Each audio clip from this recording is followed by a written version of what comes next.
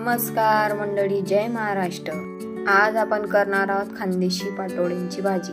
खमंग अशी पाटोड्याची भाजी करण्यासाठी तेलामध्ये जिरे, बारीक कट केलेले कांदे, तिखट, हळद, मसाला हे सगळं टाकल्यानंतर बेसन पिठाच्या दीडपट पाणी घेतले, चवीनुसार मीठ, थोडीशी कोथिंबीर। पाण्याला उकळी आली याच्यात बेसनपीठ बुरबुरायचं आहे। याच्या अशा गाठी काढून घेतल्या।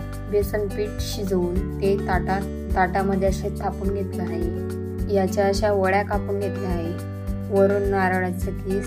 पाटोडी तयार झालेली आहे। आता मसाल्याचं वाटण करून घेऊया। त्याच्यात भाजलेले कांदे, टमाटे, भाजलेलं खोबऱ्याचं कीस, लसूण, अद्रक, तिखट, हळद, मसाला हे सगळं टाकून वाटण करून घेऊ। वाटण झाल्यानंतर थोडं तेल घेऊ आणि हे वाटण झालेला मसाला त्याच्यात टाकून मसाला टाकल्यानंतर थोडं पाणी मिक्स करू आणि त्याच्यात थोडं चवीनुसार मीठ, कोथिंबीर टाकू। 5 मिनिटं तसंच शिजू देऊया। 5 मिनिटं शिजवून झाल्यानंतर बघा तयार आहे आपली झणझणीत पाटोडीची भाजी। व्हिडिओ आवडला असेल तर लाईक करा।